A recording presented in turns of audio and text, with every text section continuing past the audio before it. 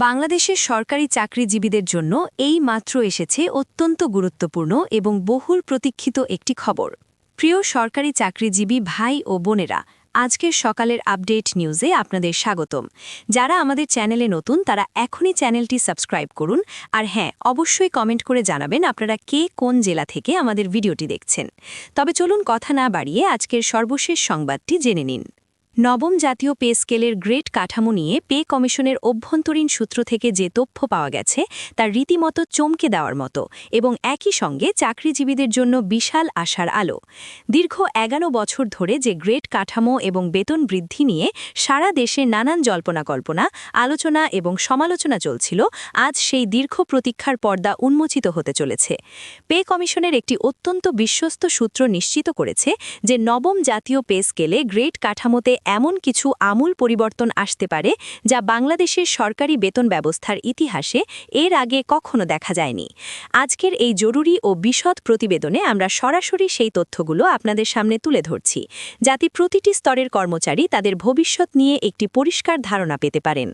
সবচেয়ে বড় যে খবরটি আমাদের হাতে এসে পৌঁছেছে সেটি হল নবম জাতীয় পে স্কেলে বর্তমানের 20টি গ্রেড কাঠামো সম্পূর্ণ পুনর্বিন্যাস করার একটি সক্রিয় এবং জোরালো প্রস্তাব পে কমিশনের টেবিলে রয়েছে।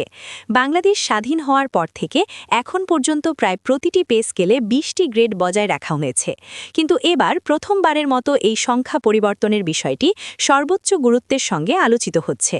পে কমিশনের নীতি নির্ধারকদের একটি বড় অংশ মনে করছেন 20টি গ্রেডের মধ্যে অনেক গ্রেডে বেতনের ব্যবধান এতটাই সামান্য যে সেটি কর্মচারীদের কাছে কোনো অর্থপূর্ণ পার্থক্য বা আর্থিক সুবিধা তৈরি করে না। একজন কর্মচারী যখন পদোন্নতি পান তখন মাত্র কয়েকশো টাকার পার্থক্য তার জীবনে কোনো ইতিবাচক প্রভাব ফেলতে পারে না। তাই বিদ্যমান গ্রেডগুলোকে পুনর্বিন্যাস করে প্রতিটি গ্রেডের মধ্যে একটি অর্থবহ ও উল্লেখযোগ্য বেতন ব্যবধান নিশ্চিত করার দীর্ঘমেয়াদী পরিকল্পনা করা হচ্ছে। এই যুগান্তকারী পরিবর্তন বাস্তবায়িত হলে প্রতিটি পদোন্নতিতে কর্মচারীরা একটি সত্যিকারের আর্থিক উন্নতি অনুভব করতে পারবেন, যা তাদের কাজের প্রতি স্পৃহা বহু গুণ বাড়িয়ে দেবে। এই মুহূর্তে সারা দেশের সবচেয়ে আলোচিত এবং সংবেদনশীল বিষয় হল সর্বনিম্ন গ্রেড অর্থাৎ গ্রেড 20 এর বেতন কত হতে পারে। পে কমিশনের সূত্র জানিয়েছে, বর্তমানে গ্রেড 20তে যে মূল বেতন রয়েছে তার তুলনায় নতুন পে স্কেলে এই গ্রেডের বেতন অন্তত দ্বিগুণের কাছাকাছি করার একটি প্রস্তাব সক্রিয়ভাবে বিবেচনায় রয়েছে। আমরা সবাই জানি বর্তমানে গ্রেড 20তে মূল বেতন মাত্র 8,250 টাকা। বর্তমানের এই আকাশছোঁয়া দ্রব্যমূল্যের বাজারে এবং ভয়াবহ মূল্যস্ফীতির যুগে এই বেতনে ঢাকা, চট্টগ্রাম, সিলেট বা রাজশাহীর মতো বড় শহরে একটি পরিবার চালানো কার্যত অসম্ভব। বাড়ি ভাড়া, যাতায়াত খরচ, সন্তানদের লেখাপড়ার খরচ এবং চিকিৎসা ব্যয় মেটাতে গিয়ে এই শ্রেণীর কর্মচারীরা নিয়মিত ঋণগ্রস্ত হয়ে পড়ছেন।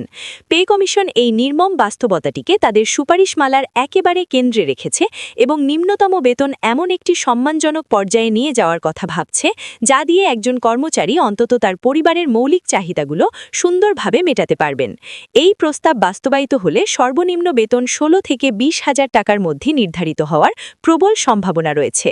একইভাবে গ্রেড 19 এবং গ্রেড 18-র ক্ষেত্রেও বড় ধরনের বেতন বৃদ্ধির সুস্পষ্ট পরিকল্পনা রয়েছে। এই দুটি গ্রেডে কর্মরত কর্মচারীদের সংখ্যা সবচেয়ে বেশি এবং এরাই মূলত সরকারি প্রশাসনের একেবারে তৃণমূল পর্যায়ের কাজগুলো নীরবে করে থাকেন।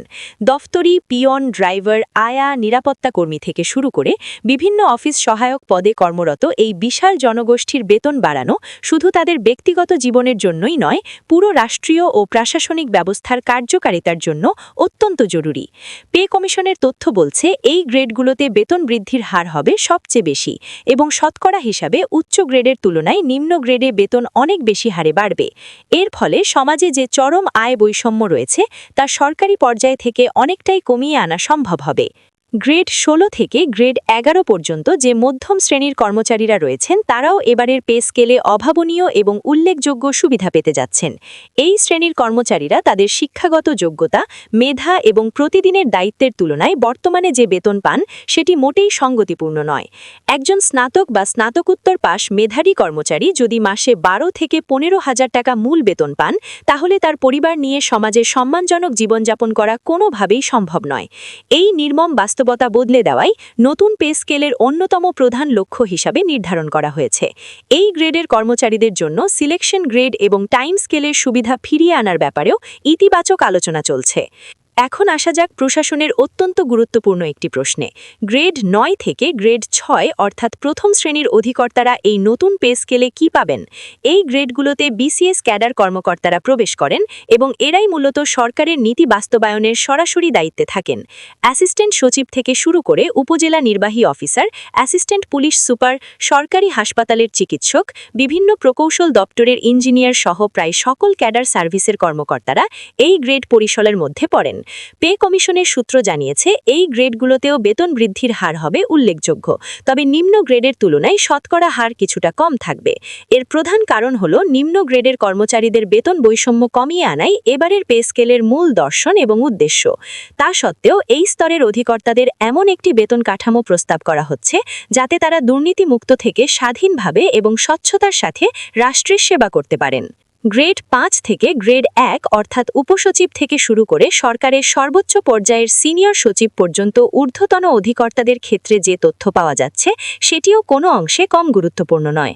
বিগত পে স্কেলগুলোতে গ্রেড 1 অর্থাৎ কার্যকরী সর্বোচ্চ অধিকর্তাদের বেতনের দিকে নজর দিলেও আন্তর্জাতিক প্রেক্ষাপটে তা যথেষ্ট নয়।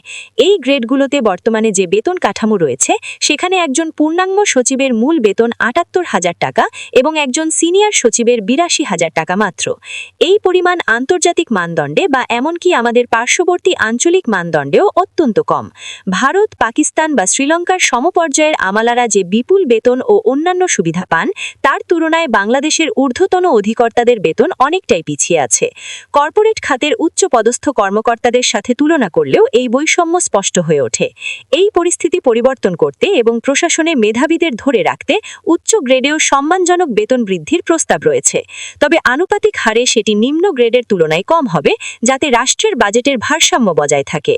এবারের পে স্কেলে শুধুমাত্র গ্রেড কাঠামোর পরিবর্তনই নয়, এর বাইরেও একটি সম্পূর্ণ নতুন এবং আধুনিক বিষয় আলোচনায় এসেছে যা এর আগে দেশের কোনো পে স্কেলে এত বিস্তারিতভাবে ছিল না। সেটি হলো কর্মক্ষেত্র ভিত্তিক বিশেষ ইনক্রিমেন্ট বা ভাতার ব্যবস্থা।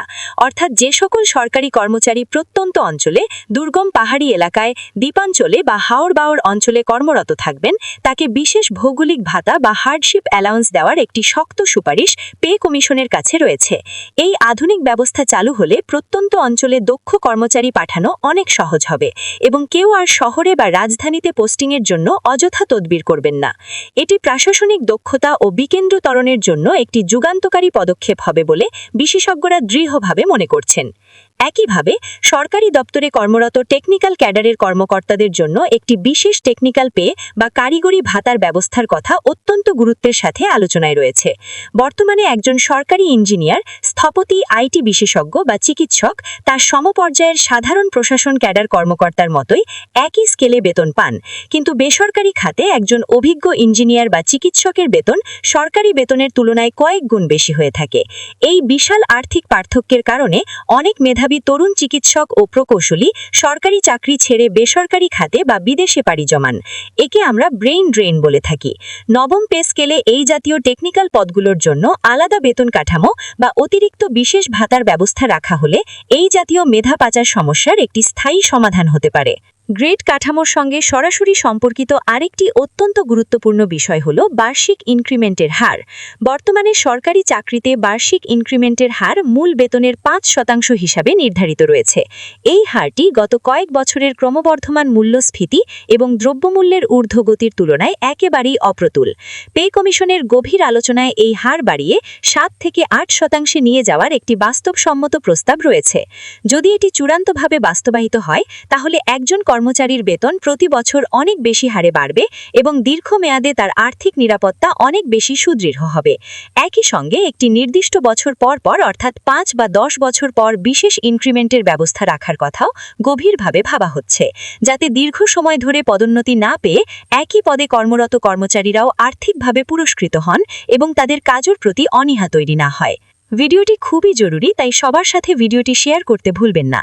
আর নতুন ভিডিও আপডেট পেতে এখনই চ্যানেলটি সাবস্ক্রাইব করুন।